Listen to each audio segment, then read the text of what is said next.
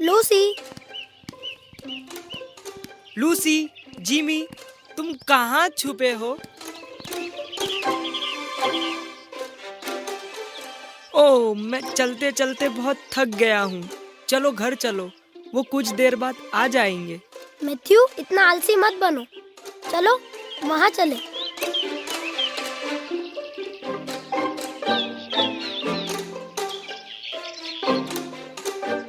हे, मैं आलसी नहीं हूँ, मैं बस थक गया हूँ। चलो। ठीक है, मैं तुम्हारे साथ आता हूँ। अगर वो वहाँ नहीं मिले तो फिर हम घर चलेंगे।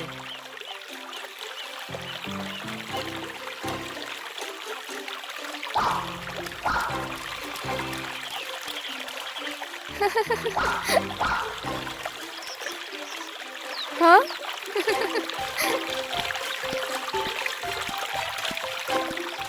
तुम यहाँ हो? हम तुम्हें सब जगह ढूंढ रहे हैं। हेलो दोस्तों, यहाँ आओ। तुम यहाँ क्या कर रही हो? मैं कागज की नाव बना रही हूँ। इसमें बहुत मजा आ रहा है। वाह, बहुत सुंदर नाव है लूसी। शुक्रिया जॉर्ज। क्या तुम्हें नूह की कहानी के बारे में कुछ पता है? नूह? वो कौन था? नूह ईश्वर का एक महान शिष्य था जो बहुत पहले रहते थे। मैंने फादर जॉर्ज से सुना है कि उन्होंने फुटबॉल के मैदान के बराबर एक नाव का निर्माण किया था। क्या फुटबॉल के मैदान से भी बड़ी नाव? और उस नाव की ऊंचाई 5 मंजिल के बराबर थी। वाह, कितना आश्चर्यजनक है।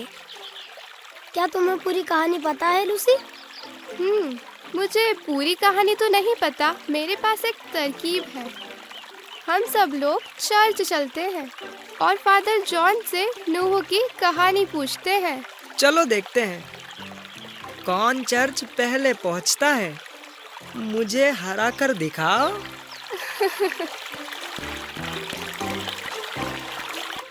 देखो मैथ्यू, मैं तुम्हें कैसे हराता हूँ। तुम नहीं कर सकते।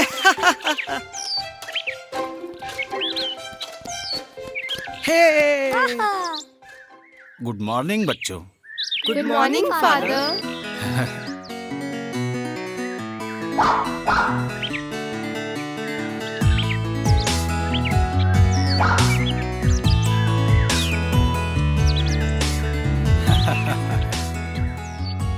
फादर, क्या आप हमें नूह की कहानी बताएंगे? क्या उन्होंने सचमुच 5 मंजिला पोत बनाया था फादर? क्या ये बात बिल्कुल सच है? हाँ मैथ्यू, ये बिल्कुल सही है। ये कहा जाता है कि वो फुटबॉल के मैदान से भी बड़ा था। यह बहुत अच्छा है फादर। क्या आप हमें नूह और उसके पोत की कहानी सुनाएंगे? क्यों नहीं, मैं सुनाऊंगा। बैठो बच्चों। पिछली कहानी में मैंने तुम्हें बताया था कैसे आदम और हव्वा ने ईश्वर की आज्ञा नहीं मानी तथा प्रतिबंधित फल खाया। ऐसा करके वे ईश्वर से दूर हो गए। उनके बच्चे एक दूसरे से नफरत करते थे।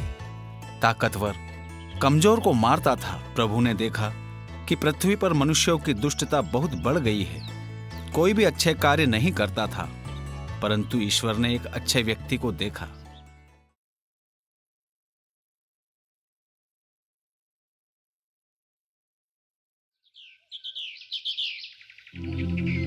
उसका नाम नूह था। नूह और उसका परिवार ईश्वर के मार्ग पर चलता था। वो ईश्वर की सुनता था तथा आज्ञा पालन करता था। ईश्वर नूह से प्रसन्न थे। पिताजी, पिताजी, कहाँ हो आप?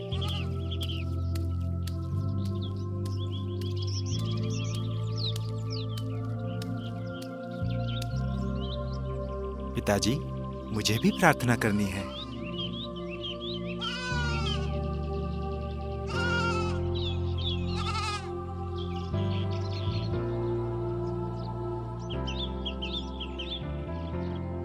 तुम अच्छे लड़के हो बेटे, ईश्वर तुम्हें आशीष दे। हमें देर हो रही है, चलो हम घर चलें। हम अपनी भेड़ों को लें और घर चलें। मैं आपकी मदद करता हूँ। ए, इधर आओ।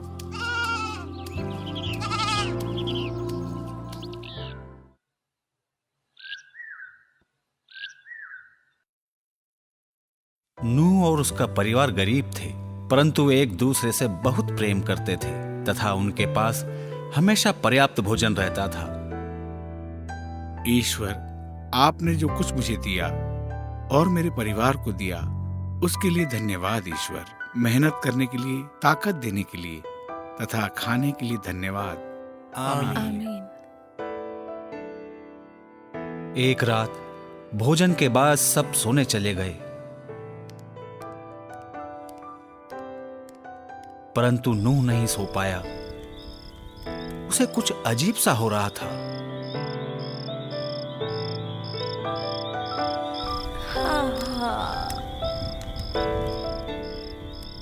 तुम्हें नींद आ रही है प्रिय?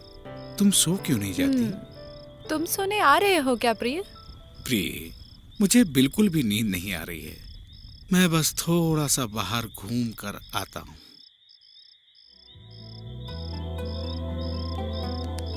नूह घर से निकलकर बाहर टहल रहा था।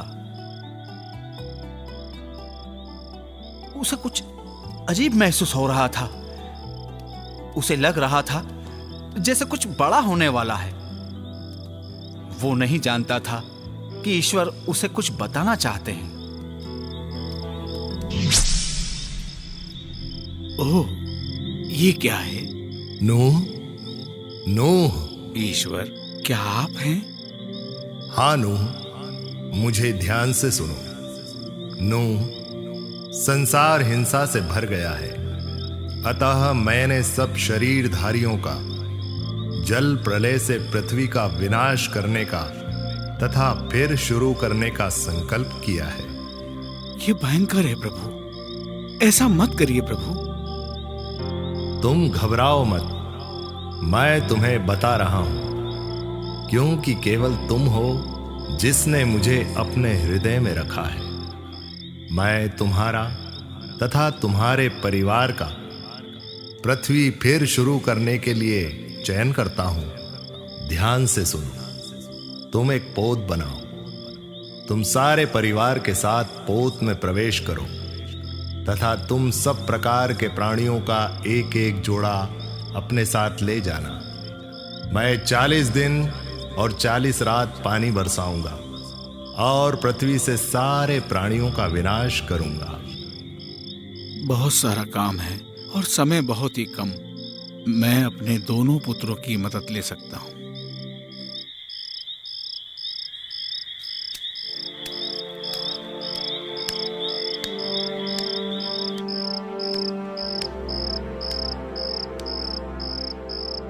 उठो, उठो मेरे बेटों, मुझे तुमसे कुछ जरूरी बात कहनी है।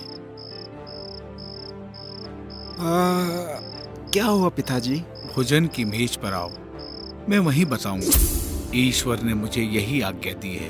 परंतु नूह, तुम ये क्यों नहीं सोचते पड़ोसी हमारा मजाक उड़ाएंगे? माँ, पूरे शहर के लोग भी हमारा मजाक उड़ाएंगे। परंतु पिताजी, ये संभव नहीं। हम में से कोई भी पोत बनाना नहीं जानता, आप भी नहीं। चिंता मत करो, ईश्वर ने मुझे सिखाया है। मैं आपकी मदद करूंगा पिताजी। हाँ, अगर ईश्वर चाहते हैं कि आप पोत का निर्माण करें तो हम सब आपके साथ हैं। धन्यवाद प्रिय।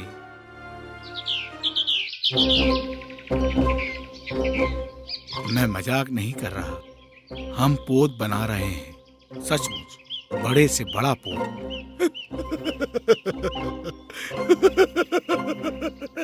ठीक है, हंसो, खूब हंसो, तुम्हें समझ में आ जाएगा।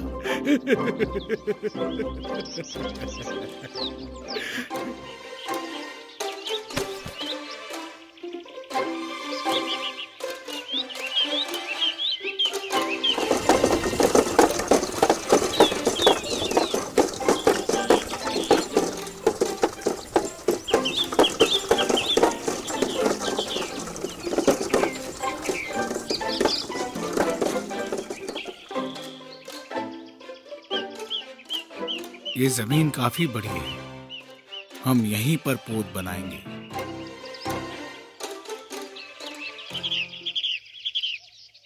हाँ, हाँ, हाँ।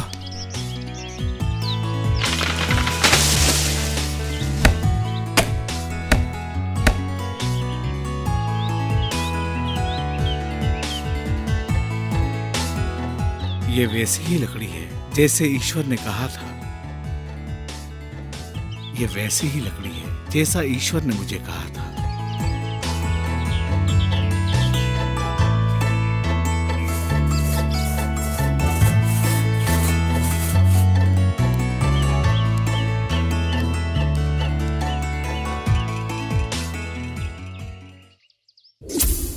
तुम गोफर वृक्ष की लकड़ी से पोत बनाओ। पोत 300 हाथ लंबा, 50 हाथ चौड़ा और 30 हाथ ऊंचा हो। पोत के भीतर बाहर डामर लगाना, उसमें नीचे की, बीच की और ऊपर की मंजिल बनाना। पोत में ऊपर चारों ओर एक खिड़की बनाना।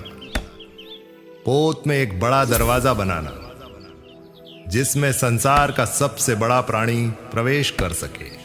फिर पृथ्वी के सब प्रकार के प्राणियों का एक एक जोड़ा पोत में ले जाना।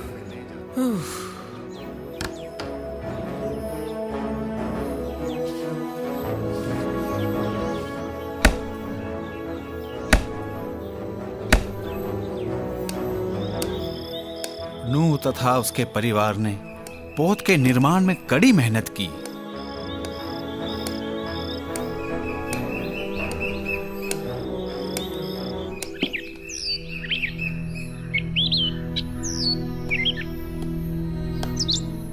हमने बना लिया, हमने बहुत अच्छा बना है मेरे बेटों।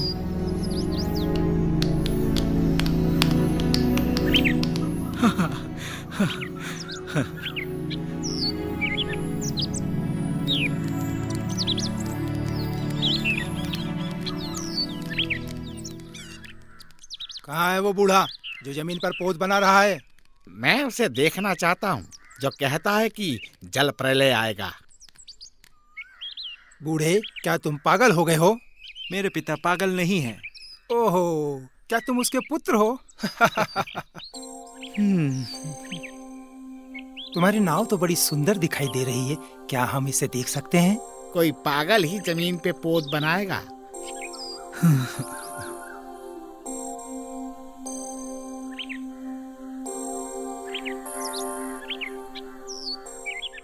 वाह, क्या तुमने इसे बनाया? क्या तुमने इसे बनाया? तुम सचमुच में पागल हो बूढ़े। कौन ऐसा करेगा?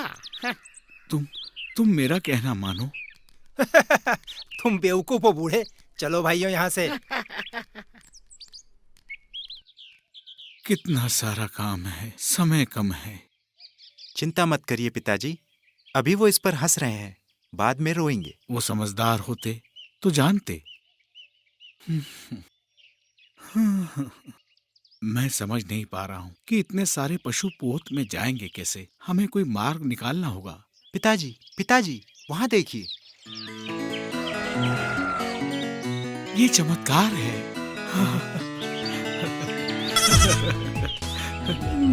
और वो चमत्कार ही था। ईश्वर पृथ्वी के सारे पशु और पक्षियों को पोत में ले आए।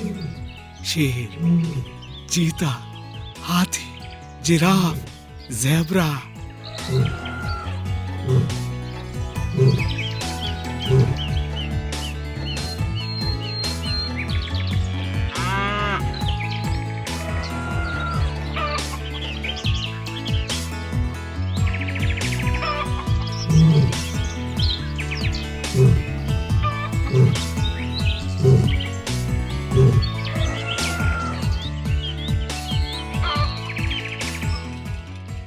सारे पशु पक्षी, सारे जानवर आ चुके हैं। देखो प्रिय, मुझे लगता है बारिश होने वाली है। अचानक बादल घिर आए और शीतल हवा बहने लगी। क्या सब अंदर आ गए? सब ठीक है? सब ठीक है पिताजी। ठीक है, मैं दरवाजा बंद करता हूँ। और जैसा कि ईश्वर ने कहा था, तेज बारिश होने लगी।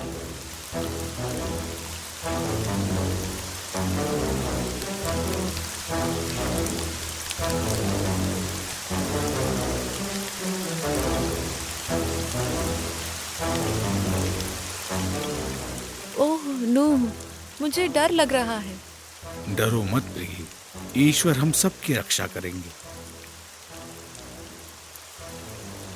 हाँ, हाँ,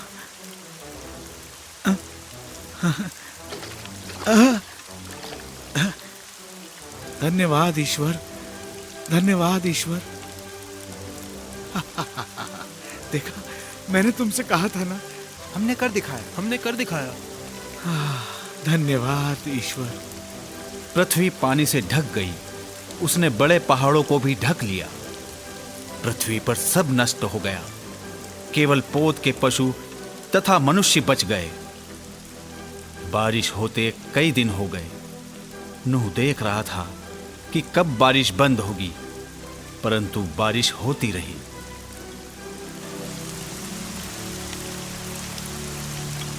वो इंतजार करता रहा, परंतु बारिश बंद नहीं हुई। फिर 40 दिन और 40 रात के बाद बारिश रुकी।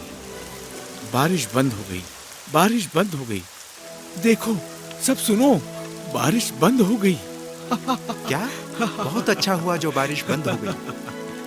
वाह वाह वाह वाह। क्या ये सच है? हम सब कब उतरेंगे? ओ प्रिय, धरती पर पानी सोखते ही हम सब उतरेंगे।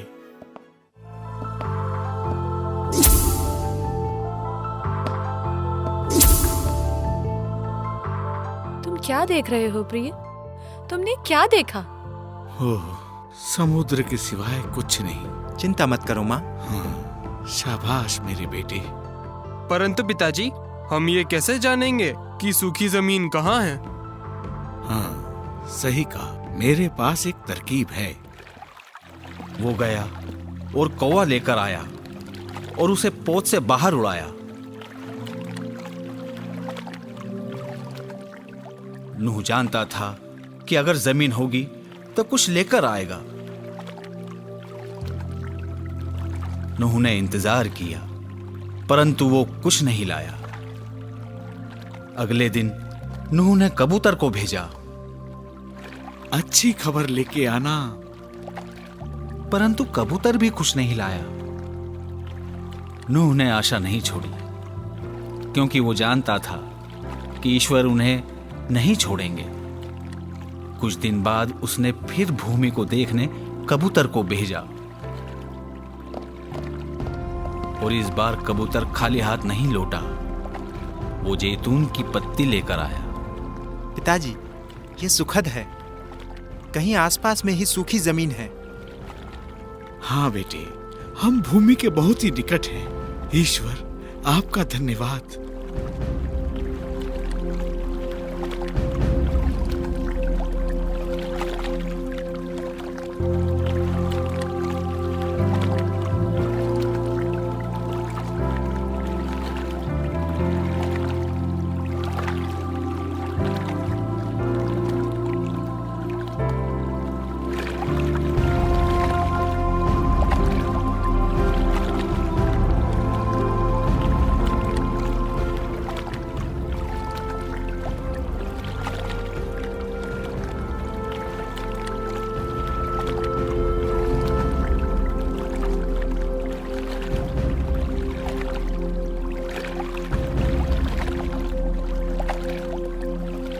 और जल्द ही पोत ऊंची पहाड़ की चोटी पर उतरा। सब सुरक्षित था। ईश्वर ने नूह को बाहर आने को कहा। नूह, तुम और तुम्हारा परिवार, पशु पक्षी सब बाहर आ जाओ। पृथ्वी सूखी है।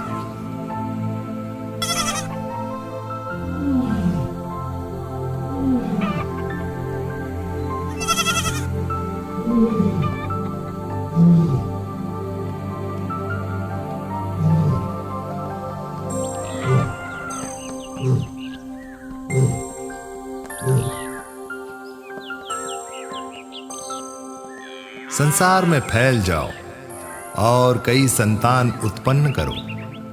मैं फिर कभी संसार में जल प्रलय नहीं लाऊंगा। मैं वर्षा के बाद इंद्रधनुष फैलाऊंगा, जो मेरे वचन का स्मरण कराएगा। नूह और उसके परिवार ने ईश्वर को धन्यवाद दिया। नूह के पुत्रों के कई संतानें हुई और वे ईश्वर को प्रेम करते थे। अरे वाह, तो इसलिए ईश्वर ने इंद्रधनुष बनाया। अरे वाह, ये बहुत अच्छा है। मैं तुमसे इस कहानी के बारे में कुछ पूछना चाहता हूँ, क्या तुम जवाब दोगे? क्या मैं पूछूं? Yes father. ईश्वर ने नूह को क्या बनाने को कहा था? एक पोत। बिल्कुल ठीक कहा। ये लो, तुम्हारे लिए एक कैंडी। हाँ, धन्यवाद फादर। कौन बताएगा कि पोत क्या होता है? मैं जी फादर। फादर, पोत बहुत बड़ी नाव होती है। बिल्कुल ठीक कहा मैथ्यू। लो, कैंडी लो। एक और आखिरी प्रश्न, ईश्वर ने नूह को पोत बनाने के लिए क्यों कहा? मैं जानती हूँ। हाँ लूसी। ईश्वर पृथ्वी पर जल प्रलय लाने वाले थे, इसलिए उन्होंने नूह को बड़ा पोत बनाने के लिए कहा। बिल्कुल सही कहा लूसी। ये अद्भुत है कि किस तरह ईश्वर विश्वासियों की रक्षा करते हैं। नूह ने हमेशा ईश्वर को सुना। नूह हमेशा वही करते थे जो ईश्वर कहते थे। ईश्वर नूह से प्रसन्न हुए। क्या आप लोग ईश्वर में विश्वास रखते हो? क्या तुम? हाँ फादर, मैं ईश्वर में विश्वास रखती हूँ और मैं ऐसा कुछ नहीं करूँगी जिससे ईश्वर मुझसे क्रोधित हो। मैं भी ईश्वर का आज्ञाकारी बनूंगा फादर। हाँ फादर, मैं ऐसा ही करूँगा। अच्छी बात है। देर हो रही है बच्चों, तुम सब अपने घर जाओ। हम कल मिलेंगे। बाय बच्चों। Bye father.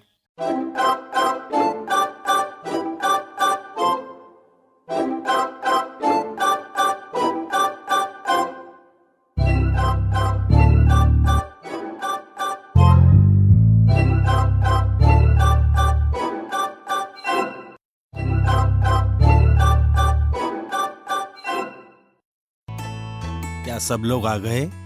हाँ फादर। बढ़िया। क्या तुम्हें कल की कहानियों के बारे में कुछ याद है? हाँ फादर, आपने बताया था कैसे मूसा रामसेस के पास जाकर उसे लोगों को स्वतंत्र करने के लिए कहता है और रामसेस से कहता है उसे प्रतिज्ञात देश में बसने के लिए जाने दो। बहुत बढ़िया जॉर्ज। उसके बाद क्या हुआ फादर?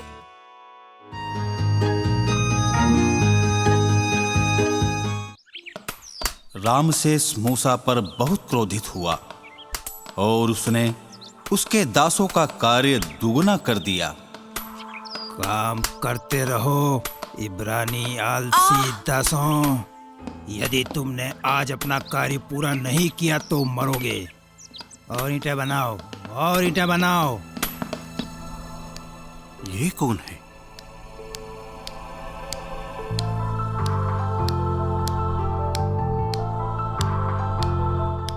वो फिराउन का जासूस है।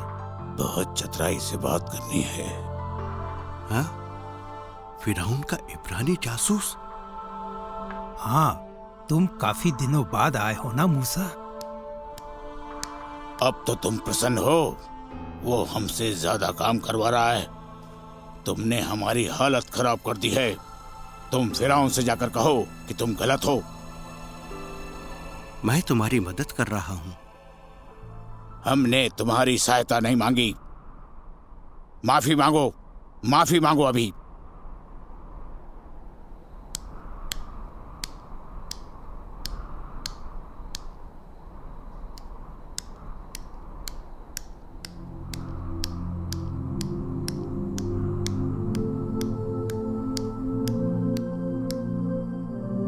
ईश्वर, मैंने आपकी आज्ञा के अनुसार कार्य किया, परंतु अब क्या करूं?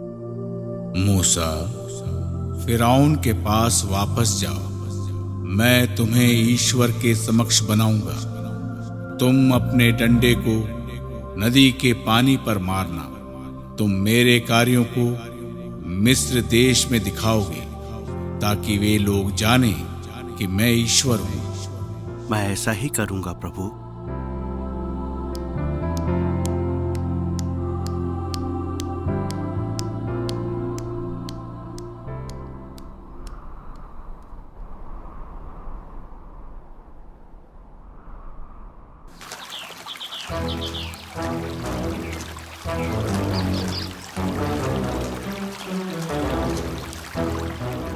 मूसा, फिरौन, ईश्वर ने आज्ञा दी है कि तुम इब्रानी दासों को स्वतंत्र कर दो।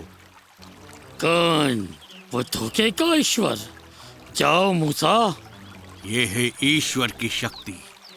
और मूसा ने वैसा ही किया जैसा ईश्वर ने कहा था। उसने डंडा उठाया और नील नदी के पानी पर मारा। नील नदी का सारा पानी रक्त में बदल गया। मछलियां मर गईं और नील नदी का पानी इतना गंदा हो गया कि मिस्र के लोग पानी पी नहीं सकते थे। एक और जादूगरी। ठीक है, मैं पानी नहीं अंगूरी पीऊंगा। आपका हृदय कितना कठोर है फिरौन, परंतु ईश्वर ने आज्ञा दी है। मैं बताऊंगा कि वो सत्य ईश्वर है। फिरौन, कृपया मेरे लोगों को तुम स्वतंत्र कर दो। यदि तुमने ईश्वर की आज्ञा नहीं मानी तो तुम सब मारे जाओगे। तुम सब लोगों को दंड मिलेगा। बस मैं ही ईश्वर हूँ। और फिर उसने जमीन पर डंडा मारा और धूल जूं बन गई। फिरौन के जादूगर कुछ नहीं कर पाए, परंतु फिरौन ने दासों को स्वतंत्र नहीं किया। ओह ईश्वर, फिरौन लोगों को अब भी स्वतंत्र नहीं कर रहा है। उसने फिर उसका डंडा उठाया और नदी से मेंढक बाहर आए। पूरा मिस्र मेंढकों से भर गया। और इस बार मधुमक्खियों का झुंड आया।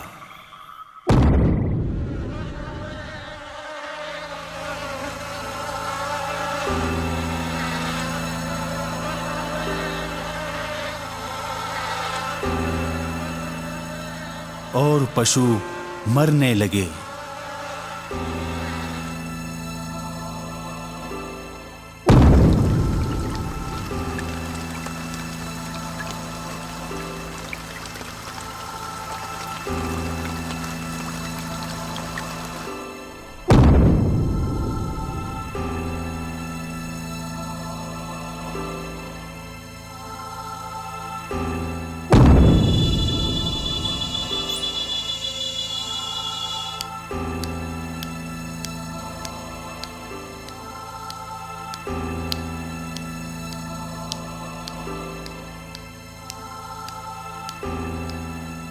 मूसा को लाओ।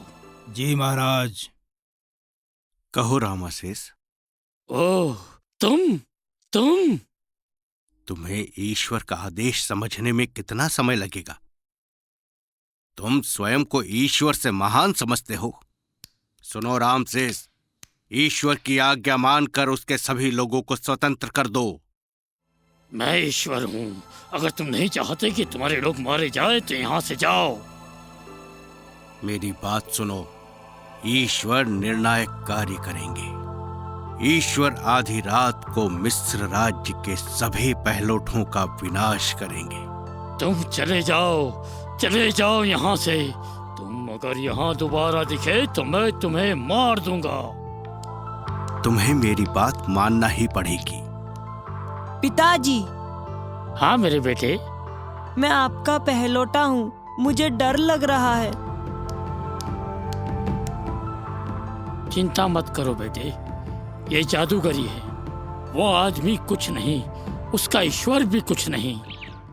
तब मूसा ने इज़राइल के बड़े लोगों को बुलाया और उनसे कहा, सुनो, ईश्वर ने मुझसे बात की है कि आज मेमने का वध करो और दरवाजों की चौखट पर उसका लहू पोत दो। घरों में सुबह तक रहो। ईश्वर आज रात आ रहे हैं और अत्याचारियों का विनाश करेंगे, हमारी रक्षा करेंगे।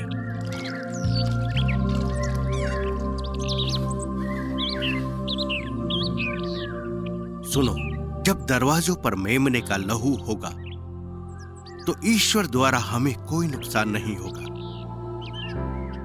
जब हम यहां से बचकर निकलेंगे तो इस रात को एक पर्व की तरह अनंत काल तक मनाएंगे। और ईश्वर की आज्ञा के अनुसार बहुत से लोग मर गए। यह क्या है? यह क्या हो रहा है? ये क्या हो रहा है? जैसी मूसा ने चेतावनी दी थी वैसा ही हो रहा है, भागो। और मिस्र में आधी रात से रोने की आवाजें आने लगी। जो पहलौठे थे वे मारे गए। ओ ईश्वर, नहीं नहीं मेरे बेटे, नहीं मेरे बेटे। क्या हुआ? विनाशक चला गया। ईश्वर का धन्यवाद। हाँ, परंतु मिस्र के पहलौठे मेरे बेटे। मेरे दोस्त, मुझे क्षमा करना। कुछ मत कहो, पहले अपने लोगों को ले जाओ यहाँ से। मुझे किसी से कोई मतलब नहीं। धन्यवाद। और कुछ मत कहो, मैं तुम्हें क्षमा करता हूँ। जाओ यहाँ से।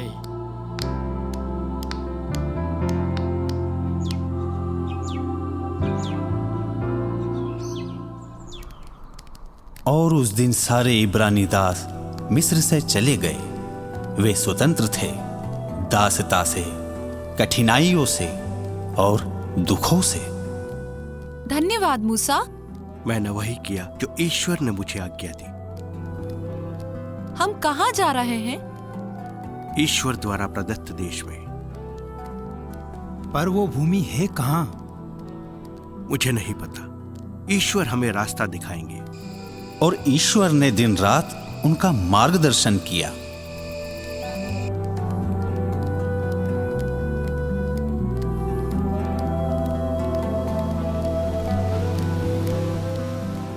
चलो आगे बढ़ो। कई दिन यात्रा के बाद वे समुद्र के किनारे पहुंचे। अब मैं क्या करूं ईश्वर? इतना विशाल समुद्र कैसे पार करेंगे?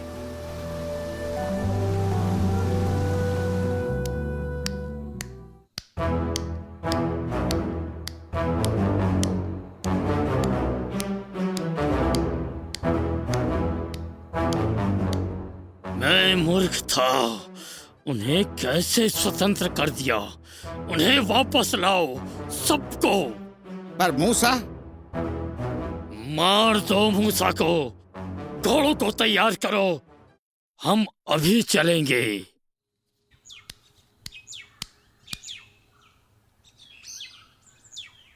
फिरौन हम सबको मारने आ रहा है। अब तो तुम खुश हो? तुम हमें यहाँ मरने के लिए लाए? कम से कम हम वहाँ जीवित तो थे।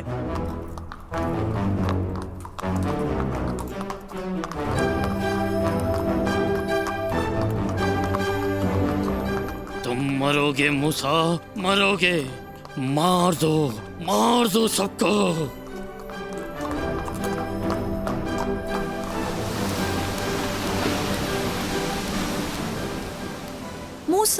मूसा, अब हम क्या करेंगे? हमें कुछ करना होगा। फिरौन यहाँ है। मैं जानता हूं क्या करना है।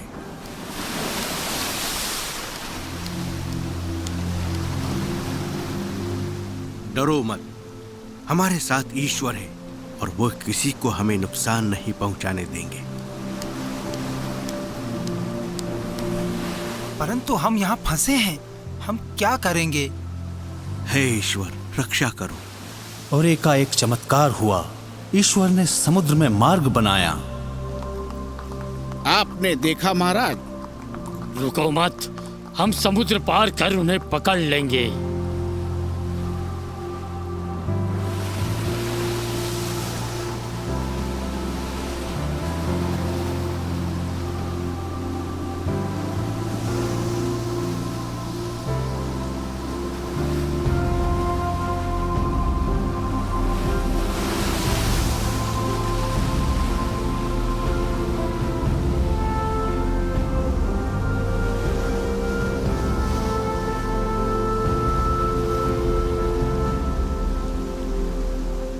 मिस्र की सेना ने इजराइलियों का पीछा किया, परंतु जब इब्रानी तट पर पहुंचे तो ईश्वर ने सागर को फिर भर दिया।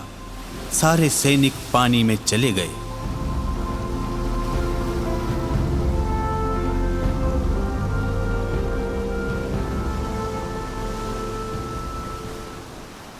हे ईश्वर, आपके जैसा कोई नहीं।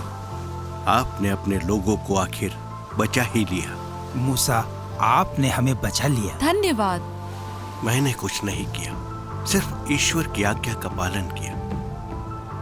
हमें अभी बहुत आगे जाना है।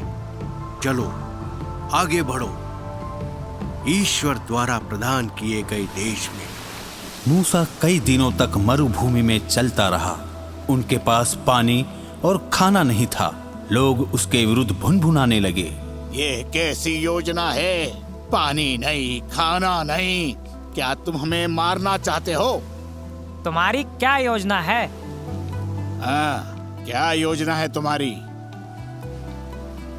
तुम हमेशा शिकायत ही करते रहते हो। क्या ईश्वर ने पिता की तरह तुम्हारी मदद नहीं की? उस पर भरोसा करो, वो हमारी मदद जरूर करेगा। परंतु हम भूखे हैं और प्यासे भी। क्या तुम कुछ नहीं कर सकते? हम यहाँ मर रहे हैं। अगर ईश्वर तुम्हें पानी दे तो तुम शिकायत करना बंद कर दोगे? हाँ, परंतु यहाँ पर तो पानी ही नहीं है।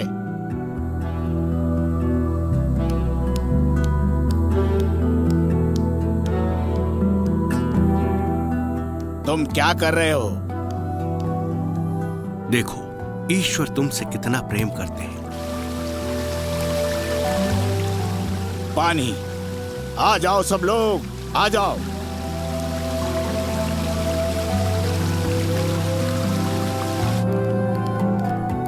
मूसा, मूसा, अब क्या है?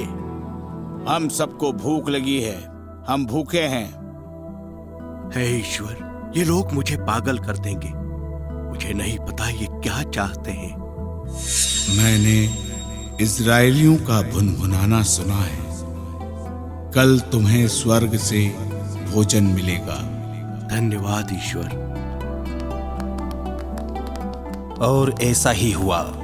वहां की भूमि भोजन से भर गई। सारे लोग बहुत खुश थे। ये मन्ना है, स्वर्ग से प्राप्त रोटी। ये लो, इसे खाओ, फिर हम यात्रा शुरू करेंगे। उन्होंने अपनी यात्रा जारी रखी। लोग मूसा से ज्यादा उम्मीदें करने लगे।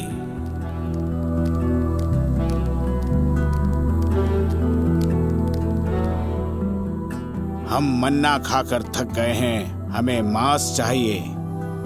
तुम्हें मांस मिलेगा।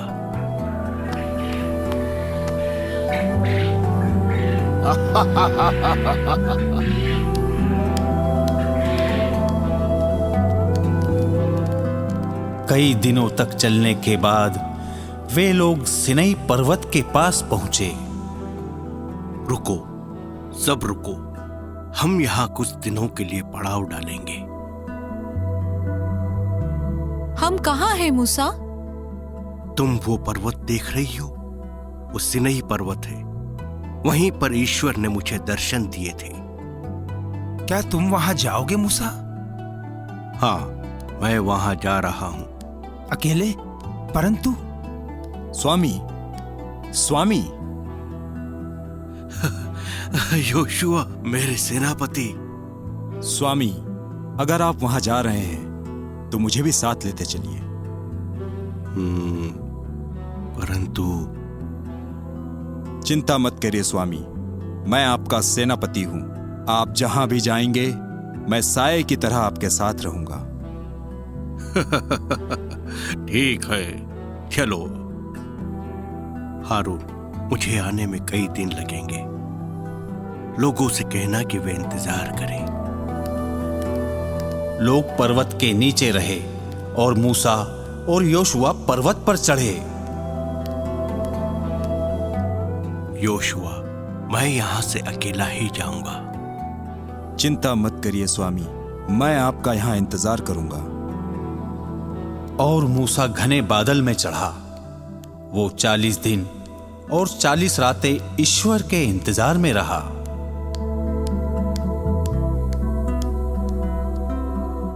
और इसी बीच लोगों में धैर्य कम हुआ। वे बगावत की बातें करने लगे। लोग हारून के पास आए। वो अब वापस नहीं आने वाला। उसने हमें छोड़ दिया। कई दिन तो हो गए। मूसा वापस आएगा। मूसा जरूर वापस आएगा, उस पर विश्वास रखो। मुझे नहीं लगता। क्या तुम्हें विश्वास नहीं? उसे बहुत दिन हो गए हैं। मुझे नहीं लगता वो आएगा। हम सब मारे जाएंगे। हम चाहते हैं कि तुम हमारे लिए ईश्वर बनाओ। क्या? एक ही ईश्वर है जिसने मिस्र से आजादी दिलाई। नहीं, हमें सच्चा ईश्वर चाहिए जिसे हम देख सकें। मैं ऐसा नहीं कर सकता। अगर नहीं तो तुम मरोगे। हाँ?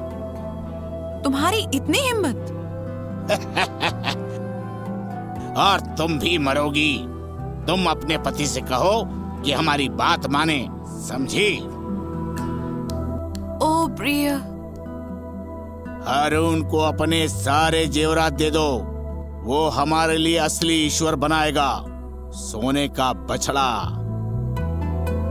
और उन्होंने हारून से जबरदस्ती सोने का बछड़ा बनवाया। मुझे माफ करना ईश्वर। हारून ने मेहनत कर सोने का बछड़ा बनाया और लोगों को दिया। ये लो, ये है तुम्हारा ईश्वर। तुम चाहते थे ना कि सोने का कोई ईश्वर बनाऊं? हटो यहाँ से, हटो यहाँ से। ये है हमारा ईश्वर। अब हम नाचेंगे, गाएंगे। मुझे माफ करना मूसा। और 40 दिन और 40 रात के पश्चात ईश्वर ने मूसा को दर्शन दिए। मूसा, मूसा, ईश्वर, मैंने तुम्हें जीने का तरीका सिखाया। मैंने तुम्हें 10 आज्ञाएं दी। मैं प्रभु तुम्हारा ईश्वर हूं। मेरे सिवा तुम्हारा कोई ईश्वर नहीं होगा। तुम कोई देव मूर्ति नहीं बनाओगे। प्रभु अपने ईश्वर का नाम व्यर्थ मत लो। सब विश्राम दिवस को पवित्र मानो। अपने माता पिता का आदर करो। हत्या मत करो। व्यभिचार मत करो। चोरी मत करो। झूठ मत बोलो। पड़ोसी की किसी भी चीज का लालच मत करो। धन्यवाद ईश्वर, धन्यवाद। स्वामी, स्वामी। योशुआ, चलो चलो योशुआ, चलें। ये शोर कैसा है? मुझे लगता है वो लोग उत्सव मना रहे हैं। उत्सव? ये तो मूसा है। हमें कुछ नहीं चाहिए। हमें तो हमारा सोने का ईश्वर चाहिए, बस। इस तरह तुमने ईश्वर का धन्यवाद किया? उन्होंने तुम्हें स्वतंत्रता दी और तुमने उन पर शक किया? तुम्हें सजा जरूर मिलेगी। देखा जाएगा। हम सब भुगत लेंगे। हमें नहीं देखना। इसे देखो, उन्होंने हमें आज्ञाएं दी है। जो ईश्वर में विश्वास करते हैं वो मेरे पास आए।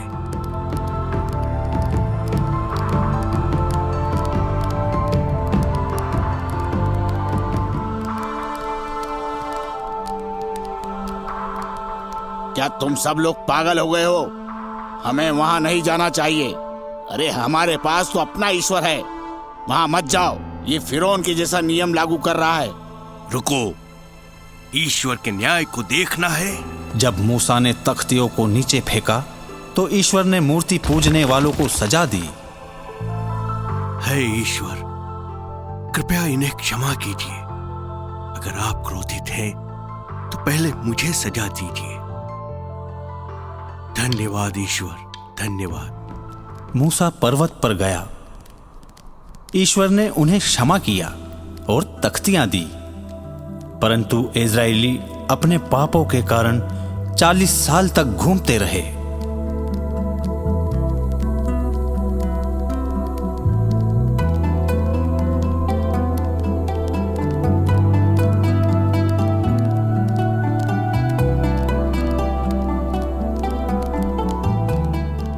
और कुछ दिन बाद वे चलते चलते यर्दन नदी के किनारे पहुंचे।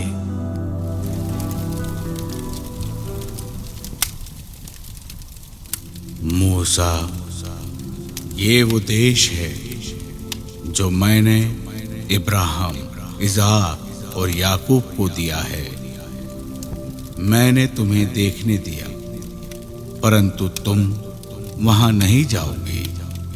धन्यवाद ईश्वर। स्वामी, योशुआ, यहाँ आओ। तुम मुझे स्वामी क्यों कहते हो? वहां देखो योशुआ, नदी के उस किनारे तुम्हें क्या दिखता है? क्या वो ईश्वर द्वारा प्रदत्त देश है? हाँ योशुआ, ईश्वर द्वारा प्रदत्त देश। हमने कर दिखाया स्वामी, हमने कर दिखाया। मैं जानता था आप हमें ईश्वर द्वारा प्रदान किए हुए देश में जरूर ले जाएंगे। धन्यवाद। हम किस बात का इंतजार कर रहे हैं स्वामी? हमें ईश्वर द्वारा प्रदान किए हुए देश में जरूर चलना चाहिए और लोगों को भी इस बारे में बताना चाहिए। उन्हें ये जानकर बहुत खुशी होगी। नहीं योशुआ, तुम उनका नेतृत्व करोगे। क्या? पर क्यों? ईश्वर ने मुझसे बात की है, लेकिन उन्होंने मुझे वहां जाने की आज्ञा नहीं दी। अब से तुम ही उनका नेतृत्व करोगे। जाओ।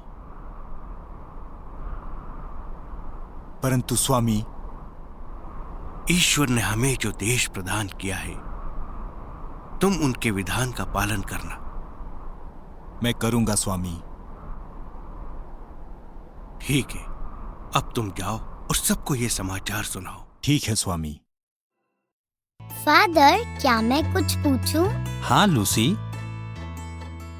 फादर, क्या वे ईश्वर द्वारा प्रदत्त किए गए थे? हाँ, परंतु बच्चों, बहुत कठिनाइयों के बाद। अब मैं तुम्हें अगली कहानी में योशुआ के बारे में बताऊंगा। गुड बाय बच्चों।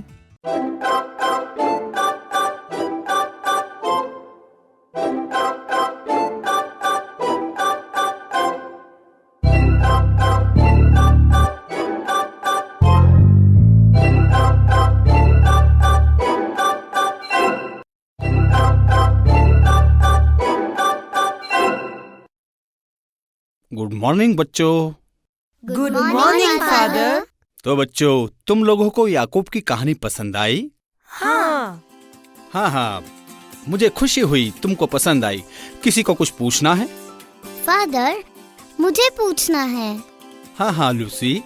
फादर, याकूब का आशीर्वाद कैसे मिला? क्योंकि एसाव तो पहलौठा था। बहुत अच्छा प्रश्न है। बैठ जाओ, मैं तुम्हारे सभी सवालों का जवाब दूंगा।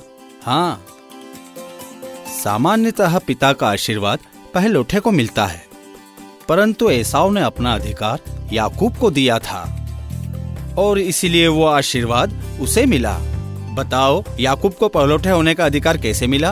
हाँ, एक दिन एसाव भूखा था। उसने शपथ खाकर याकूब को खाने के बदले अपना अधिकार दे दिया। ठीक है, वो योजना बनाता था, इसलिए उसका नाम याकूब पड़ा। तो याकूब का अर्थ कौन बताएगा? याकूब का अर्थ जिसने एड़ी पकड़ रखी हो। हाँ, बिल्कुल सही। और उसका ये नाम कैसे पड़ा? फादर, क्योंकि जन्म के समय उसने उसके बड़े भाई की एड़ी पकड़ रखी थी। बिल्कुल सही। बहुत बढ़िया मैथ्यू। धन्यवाद फादर। अब मुझे बेतेल में याकूब के वादे के बारे में कौन बताएगा? मैं बताऊंगा। हाँ जॉर्ज, बोलो। जब ईश्वर ने याकूब से बेतेल में बात की तो उसे लगा कि यह स्वर्ग का द्वार है। उसने शपथ खाई कि वह उस स्थान पर वापस आएगा और ये भी शपथ ली कि वही उसके ईश्वर होंगे। हाँ सही। याकूब वहाँ से कहाँ गया? फादर, वो हारान देश गया। बिल्कुल सही जॉर्ज। ठीक है, अब मैं तुम्हें आगे की कहानी सुनाता हूँ।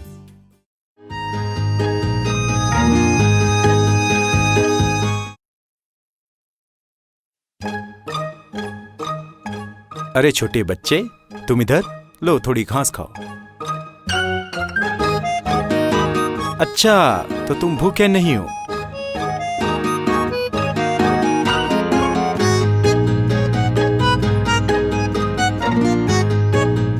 याकूब लाबान के पास 1 महीने रहा। वो लाबान की भेड़ें चराता था। राहेल और याकूब एक दूसरे के बहुत करीब आ गए। याकूब को राहेल से प्यार हो गया।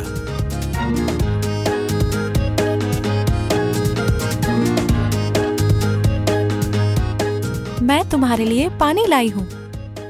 ओह, तो तुम क्यों लाई हो? तुम्हें पानी नहीं पीना है? हाँ, मेरा मतलब धन्यवाद। तो लो ना। तुम्हारे पिता ने तुम्हें यहाँ आते हुए तो नहीं देखा? मुझे पिताजी मिले थे। वे जल्दी ही यहाँ आने वाले हैं। परंतु वो यहाँ इस समय नहीं आते। उन्होंने तुम्हें क्या कहा? मुझे नहीं पता। वे यहाँ आ रहे हैं, तुम खुद ही पूछ लेना। अरे याकूब। हाँ जी।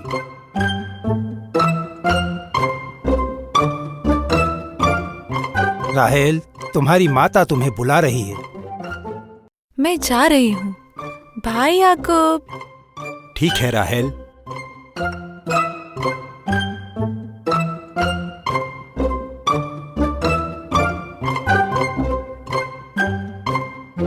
याकूब, बैठो। मुझे तुमसे कुछ बातें करनी हैं। क्या बात है? मैं देख रहा हूँ तुम बहुत बढ़िया काम कर रहे हो। इसके लिए तुम्हें बहुत धन्यवाद। ओह, ठीक है जी। नहीं याकूब, मैं तुम्हारी मेहनत की बहुत कदर करता हूँ, परंतु तुम मेरे भांजे हो, इसलिए बिना पैसे लिए काम मत करो। मैं तुम्हें पैसे देने को तैयार हूँ। नहीं अंकल, मैं आपसे पैसे नहीं ले सकता। ओह याकूब, हम ऐसा नहीं कर सकते। हम तुम्हें कुछ न कुछ तो देंगे, जरूर देंगे। मैं सोचता हूँ मुझे कुछ और चाहिए। क्या है? हाँ, बताओ। अगर आप मेरी शादी राहेल से करा दें तो मैं 7 सालों के लिए आपकी सेवा करूंगा। ठीक है। मैं तुम्हें राहेल से विवाह करने दूंगा और भी बहुत सी वस्तुएं तुम्हें दूंगा। हाँ। ओह, धन्यवाद अंकल, धन्यवाद, बहुत धन्यवाद। याकूब ने 7 वर्ष तक सेवा की और याकूब की मेहनत के कारण लाबान अमीर हो गया।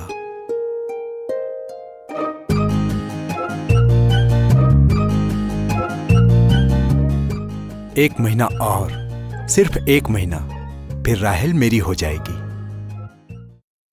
पर लाबान याकूब को धोखा देने की योजना बना रहा था। इसने अपने भाई को धोखा दिया, इसने अपने पिता को धोखा दिया। अब मैं इसे मूर्ख बनाऊंगा।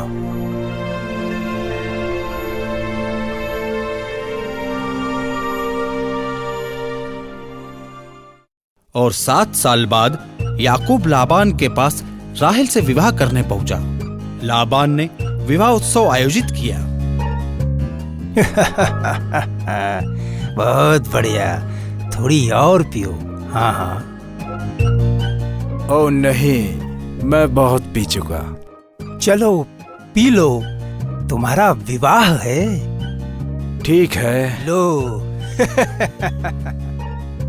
मुझे तो लगता है इसे और शराब पिलानी होगी। ठीक है।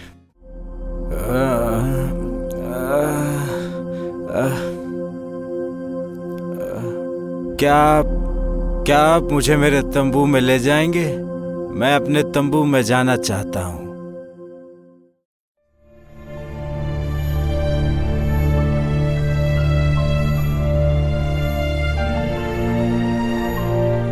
जब याकूब ने शराब पी ली तो लाबान उसे तंबू में ले गया। यहाँ आओ याकूब, ये तुम्हारी पत्नी है। मेरी पत्नी, मेरी प्रिय। शराब के नशे और रात में तंबू में याकूब स्त्री को पहचान नहीं पाया। वो राहेल नहीं, लेआ थी।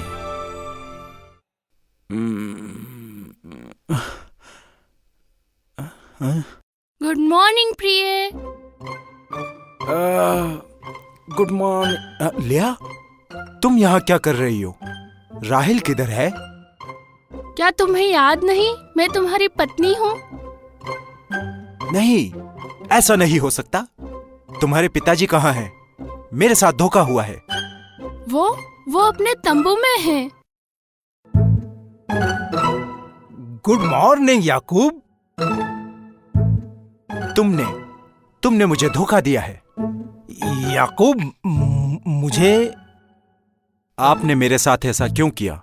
मैंने 7 साल तक राहेल के लिए आपकी सेवा की है। हाँ, मुझे माफ करो याकूब, किंतु हमारे देश में ऐसा नहीं होता है कि बड़ी बेटी के रहते छोटी बेटी का विवाह कर दिया जाए। आपको मुझे पहले बता देना चाहिए था। आपने मेरे साथ ऐसा क्यों किया? धैर्य रखो, धैर्य रखो। मैं राहेल से भी तुम्हारा विवाह कराऊंगा, परंतु क्या? उसके लिए भी तुम्हें मेरे यहाँ 7 वर्षों तक सेवा करनी पड़ेगी। हाँ? और 7 साल? सिर्फ 7 वर्ष याकूब, 7 वर्ष। और मैं 1 सप्ताह में तुम्हारा विवाह राहेल से करा दूंगा। हाँ, ठीक है, मैं तैयार हूं। मैं राहेल के लिए और 7 साल तक आपकी सेवा करूंगा। हाँ, ठीक है। मैंने इसे फिर मूर्ख बनाया। और जैसा लाबान ने वादा किया था, याकूब से राहेल का विवाह करा दिया। याकूब, आज से ये मेरी बड़ी बेटी राहेल तुम्हारी पत्नी है। ओ मेरी प्रिय। याकूब के रहते लाबान का धन बढ़ गया। लेया को कई संतान हुई और राहेल को एक पुत्र हुआ, यूसुफ। वे प्रेम पूर्वक रहते थे, परंतु याकूब अपने परिवार के पास जाना चाहता था।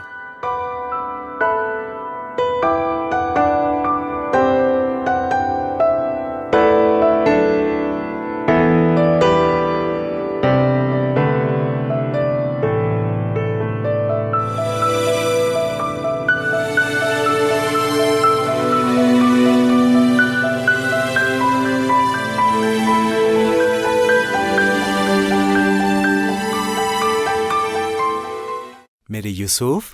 पापा, नाना।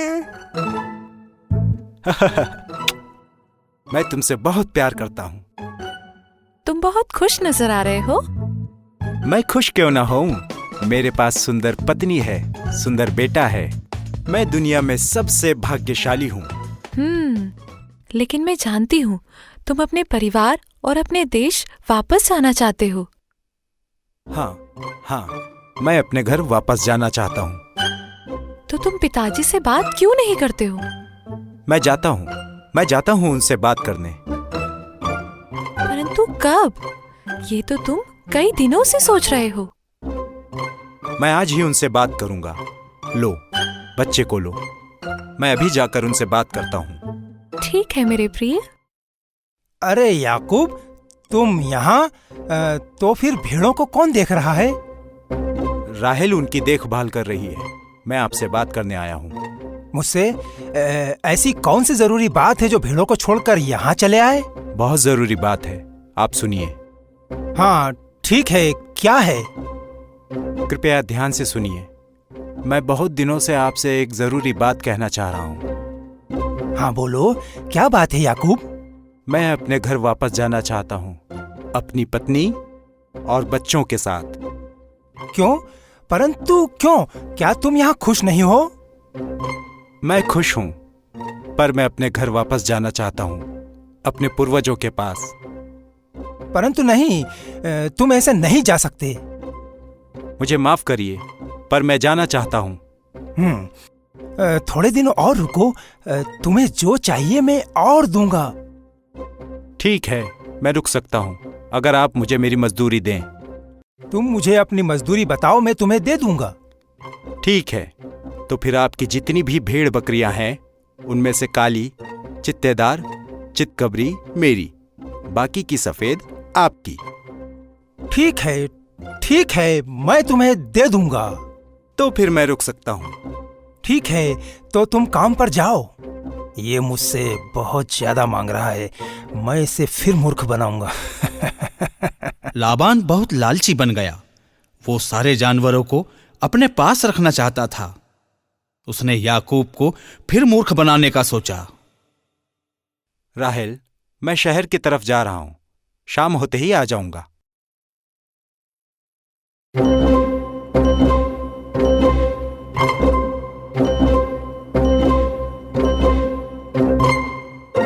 वो गया। आओ मेरे बेटों। हम कहाँ जा रहे हैं पिताजी? हमारे खेत पर। परंतु ये हमारे भी खेत हैं, फिर हम क्यों छुप रहे हैं? क्योंकि याकूब को पता नहीं चलना चाहिए कि हम क्या कर रहे हैं। हम क्या करने जा रहे हैं पिताजी? चुप रहो, मैं जो तुमसे कह रहा हूँ वही करो। माफ करना पिताजी। ए, तुम काले वाले इधर आओ। मूर्खों, इधर आओ। सब चित्तीदार काली और चितकबरी भेड़ों को ले चलो। पिताजी, आप बहुत चतुर हैं। आपने काली और चित्तीदार सभी भेड़ें ले ली हैं। हम याकूब को कुछ भी नहीं देंगे। मूर्खों, मैं याकूब को कुछ नहीं देने वाला, ये सब हमारी हैं। लाबान याकूब को कुछ नहीं देना चाहता था। उसने सारी चित्तीदार भेड़ें और काली भेड़ें अपने पुत्रों को दे दी।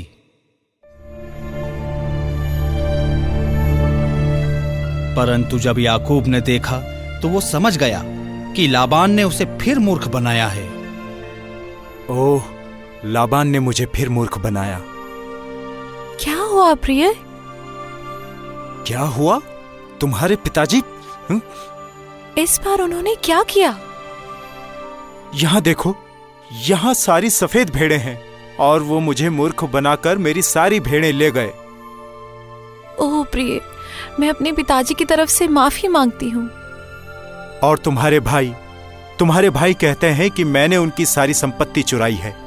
परंतु क्यों उन्होंने यहाँ चोरी की? मैं सोचता हूँ कि जो कुछ हमारे पास है हमें वो सब लेकर यहाँ से चले जाना चाहिए। वो फिर यहाँ आएंगे और जो कुछ है वो सब भी ले जाएंगे। हाँ याकूब, मैं सोचती हूँ हमें आज ही आपके देश चल देना चाहिए। हाँ, मेरे पिता के देश। तुम ठीक कहती हो राहेल, आज रात ही हमें यहाँ से चलना चाहिए। और अगली सुबह याकूब अपनी पत्नियों, बच्चों और संपत्ति के साथ कनान देश की ओर चला। अरे, मैंने तुम्हें संभाल लिया। तुम ठीक हो? हाँ, बस जल्दी चलो।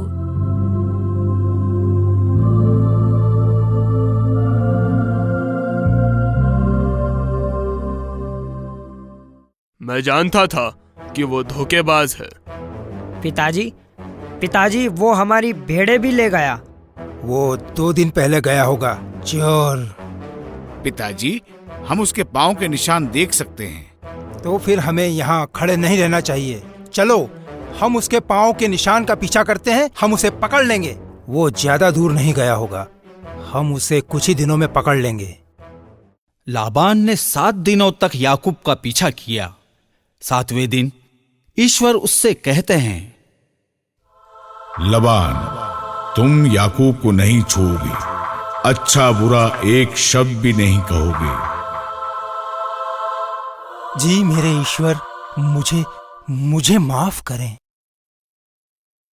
कुछ दिन बाद लाबान याकूब के पास पहुंचा, परंतु उसने ईश्वर की चेतावनी के कारण याकूब को हानि नहीं पहुंचाई।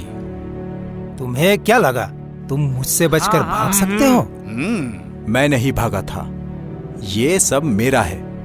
मैं जब यहाँ आया था तब तुम्हारे पास कुछ ही भेड़ें थी। आज तुम्हारे पास इतनी भेड़ें हैं, ये सब मेरी मेहनत का फल है। तुम बहुत ज्यादा बोल रहे हो। अगर ईश्वर ने मुझे नहीं रोका होता तो मैं तुम्हें... तो अब तुम्हें समझ में आ गया कि कमजोर की रक्षा के लिए ईश्वर है। हाँ ठीक है, क्योंकि ईश्वर हमारे साथ है, इसलिए आज ही हमें संधि कर लेना चाहिए। संधि? कैसी संधि? संधि इस बात की कि तुम हानि पहुंचाने हमें यहां से आगे नहीं आओगे। मैं फिर से तुम्हें नहीं देखना चाहता, ये मेरा वादा है। मैं ईश्वर की शपथ लेकर कहता हूं। लाबान अपने घर की ओर लौट गया और याकूब कनान देश की ओर चलने लगा। याकूब ने अपने आने का संदेशा एसाव को भेजा जाओ।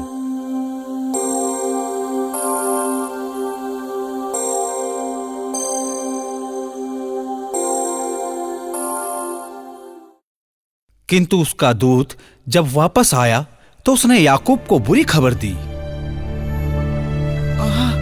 मालिक, एसाव ने 400 सैनिक भेजे हैं, अब हम क्या करेंगे? हाँ, 400 सैनिक है वहां। हमें काफिले को 2 भागों में बांट देना चाहिए। जी मालिक। आधा परिवार एक काफिले में और दूसरा परिवार दूसरे काफिले में, ताकि हम एसाव के सैनिकों से बच सकें। हाँ, ये बहुत अच्छा विचार है मालिक। ठीक है, जाओ और सबको बता दो। उस रात याकूब ने ईश्वर से प्रार्थना की और उनको हर चीज के लिए धन्यवाद दिया और प्रार्थना की कि वे एसाव को रोकें। हे मेरे ईश्वर, कृपया हमें एसाव से बचाइए।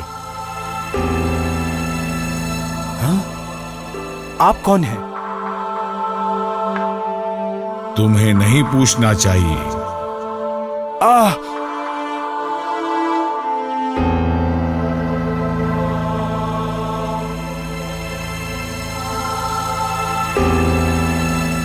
रुकिए, रुकिए। क्यों? क्यों? मैं दौड़ते दौड़ते थक गया हूं। अब मैं आपको नहीं जाने दूंगा। मैं नहीं जाने दूंगा। मैं और नहीं दौड़ सकता। अब से तुम याकूब नहीं, इज़राइल कहलाओगे, क्योंकि तुम ईश्वर और मनुष्यों के साथ लड़कर विजयी हो गए हो। मैंने ईश्वर को आमने सामने देखा और फिर भी मैं जिंदा रह गया। मेरे पांव में चोट लगी है, फिर भी मैं तैयार हूं। मुझे चलते रहना होगा। मैं किसी से नहीं डरूंगा।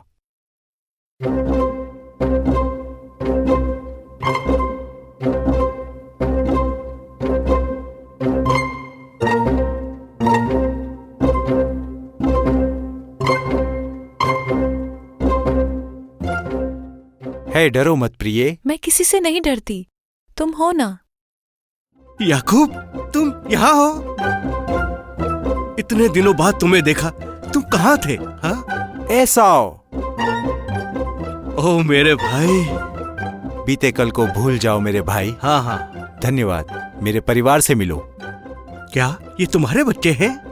हाँ, ये ईश्वर की कृपा है। और वो जो मैंने रास्ते में भेड़े, ऊंट, पशु देखे थे, वो? हाँ, वो भी मेरे हैं। ईश्वर ने मुझ पर कृपा की है। और ऊंट और बाकी पशु? हाँ, वो भी मेरे हैं। और ये सब मेरी तरफ से आपको भेंट। ओह नहीं नहीं नहीं, मेरे पास ईश्वर का दिया हुआ बहुत कुछ है। ये सब तुम रखो। मना मत करो मेरे भाई, मेरी तरफ से इन्हें स्वीकार कर लो। मुझे तुमसे उपहार नहीं चाहिए भाई। तुम तो मेरे साथ घर चलो। मैं चलूंगा मेरे भाई।